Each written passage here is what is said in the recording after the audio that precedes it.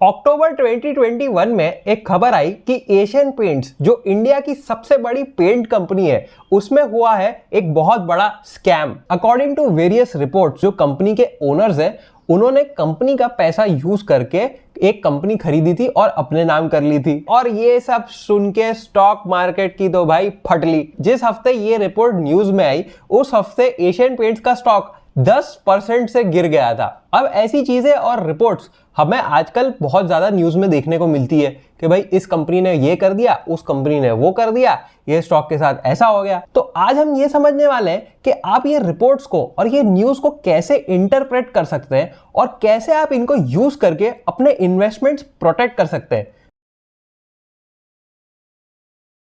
तो देखो, फॉर्मेट में बिल्कुल सिंपल रखने वाला हूं।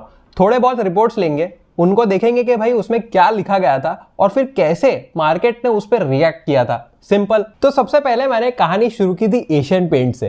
तो अगर हम उस टाइम की न्यूज रिपोर्ट्स पढ़ें तो उसमें यह लिखा था कि जो एशियन पेंट्स के ओनर्स हैं उन्होंने एशियन पेंट्स जो पेरेंट कंपनी है उसके पैसे यूज करके एक और कंपनी को खरीद लिया। तो अगर हम टेक्निकली सोचे तो अगर एशियन पेंट्स दूसरी कंपनी को खरीद रही है तो वो कंपनी एशियन पेंट्स के नाम होने चाहिए ना। But according to news reports ये कंपनी ओनर्स के नाम हो गई थी रादर देन एशियन पेंट्स। तो ये सब देख के रिटेल इन्वेस्टर्स की फटली। और आप इस ग्राफ में देख सकते हैं कि भैया उस वीक में ऑलमोस्ट 10% का डाउनफॉल हमें शेयर प्राइस में देखने को मिला। अब जब भी ऐसी रिपोर्ट्स न्यूज में आती है तो उस टाइम पे हमें बहुत केयरफुली ये समझना चाहिए कि ये रिपोर्ट की डिटेल्स क्या है एक्चुअल। पर प्रॉब्लम ये है कि हम सब लोग ये सब सोचने से पहले अपना सेल बटन दबा देते हैं कि भाई ये तो नीचे जाने वाला है, बेच दो इसको उठा के। तो जब भी ऐसी कोई न्यूज रिपोर्ट आती है तब आपको ये समझना पड़ता है कि क्या ये न्यूज एक्चुअली में सही है, क्या ये एलिगेशन जो लगाया गया है अगर वो ट्रू हो तो उससे कंपनी को कितना नुकसान होने वाला है। तो अगर आप सोचो तो इस रिपोर्ट से एशियन पेंट्स के जो कोर बिजनेस है, पेंट बेचना, पेंट डिस्ट्रीब्यूटर्स को बेचना और वो थोड़ा इंटीरियर डिजाइनिंग में आजकल घुस गए, तो उन सब चीजों को क्या कुछ एक्चुअली में अफेक्ट होगा? और इसका क्लियर आंसर है बिल्कुल नो।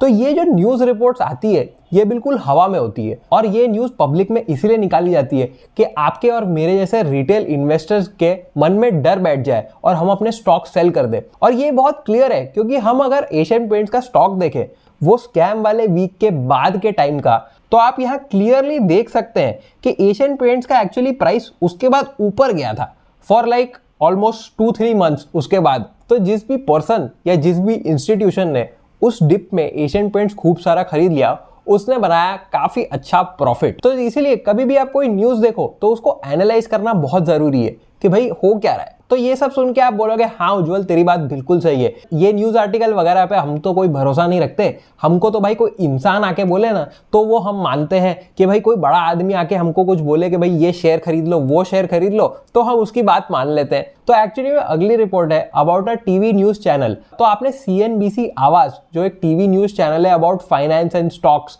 उसके बारे में आपने सुना तो होगा ही 100%। तो ये जो महान हस्ती हमारे सामने है उनका नाम है हेमंत घाई।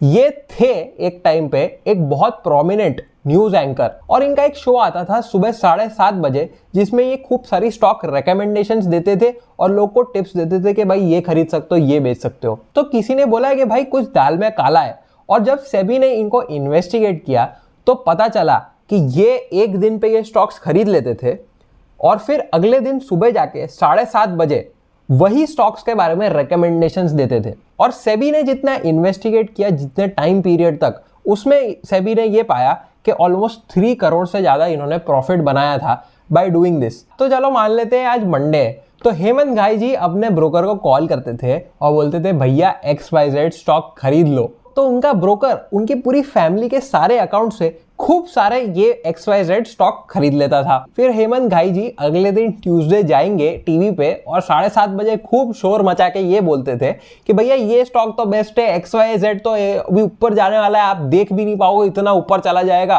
और क्योंकि वो इतने बड़े न्यूज चैनल के एंकर हैं तो लोग उन पर भरोसा करते थे और वो स्टॉक खरीद लेते थे। जैसे ही लोग स्टॉक खरीदते थे हेमंत घाई जी तो भाई अपना बेच के निकल जाते थे 5-10% प्रॉफिट लेके, और बाकी जो इन्वेस्टर उसको लेके बैठ गए उनका नुकसान वो जाने। अब जो मैंने आपको ये 2 इंसिडेंट बताए, सबसे पहला अबाउट एशियन पेंट्स की फेक न्यूज और दूसरा ये CNBC आवाज के टॉप लेवल स्कैमर का, उससे हमें 2 चीजें सीखने को मिली कि भाई ये जो रैंडम न्यूज़ आर्टिकल्स आते हैं और कुछ कुछ न्यूज़ आते रहती है, ये स्कैम हो गया, वो हो गया, एक्स हो गया, वाई हो गया, उस पर भरोसा नहीं करना चाहिए हमें। और दूसरी चीज़, ये कोई भी जो बड़े बड़े न्यूज़ चैनल पे लोग आके हमें बता रहे होते हैं ये स्टॉक खरीद लो, वो स्टॉक खरीद लो, उन पे भरोसा नहीं करना चाहिए। अपनी खुद की स्टडी करनी चाहिए और फिर ही कोई स्टॉक में इन्वेस्ट करना चाहिए। बट एक मिनट, देखो जी, ये दोनों इंसिडेंट तो बहुत क्लियर थे कि भाई सामने सामने दिख रहा है कि आप ऐसे स्कैम कर रहे हो, पर एक्चुअली में न्यूज़ कितनी ज़्यादा अनरिलायबल होती है उसका मैं आपको एक लाइव एग्जांपल देता हूं। तो थोड़े दिन पहले इकोनॉमिक टाइम्स में ये आर्टिकल आया,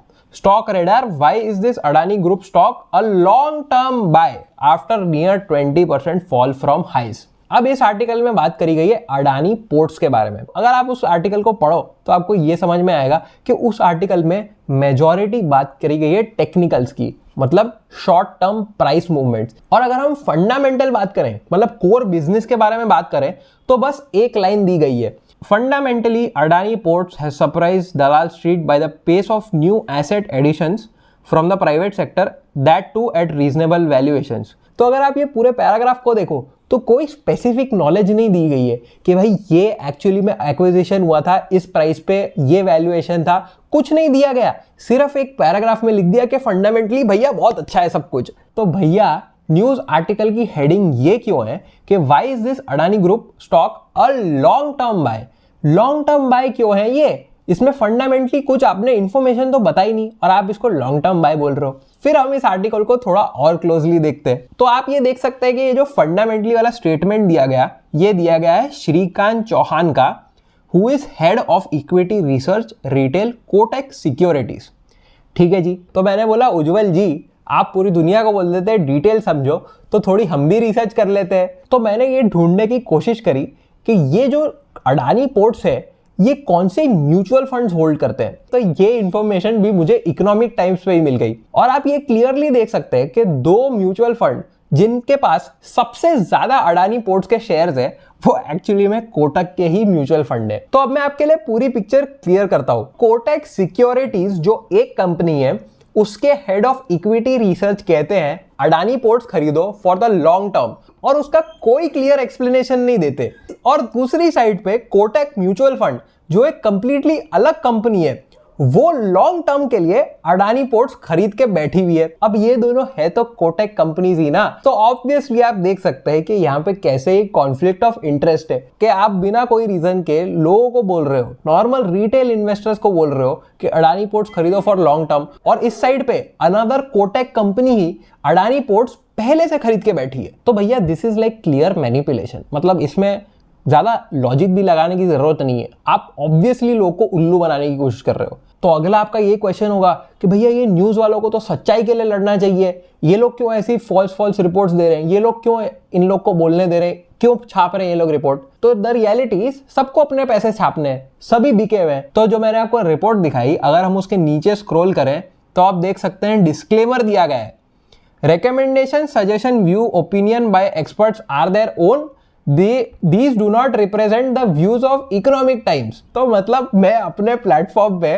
कुछ छाप रहा हूं, पूरी दुनिया को दिखा रहा हूं, बट वो मेरे व्यू नहीं है, ये तो एक्सपर्ट्स के व्यू है, मेरी कोई रिस्पॉन्सिबिलिटी नहीं है। ऐसे कैसे होता है ना, ये मैं अगर वीडियो बना रहा हूं तो जो मेरे मुंह से निकल रहा है वो मेरी रिस्पॉन्सिबिलिटी है। तो वैसे ही जो ये न्यूज चैनल्स पे होता है या इकोनॉमिक टाइम्स जैसी वेबसाइट पे होता है वो उनकी रिस्पॉन्सिबिलिटी होनी चाहिए। तो इसीलिए कोई भी रिटेल सेक्शन में स्टॉक मार्केट एक्सपर्ट होता है वो सबसे पहले आपको ये टिप देगा कि भाई न्यूज मत पढ़ो, news is always scam, specially financial news is always scam.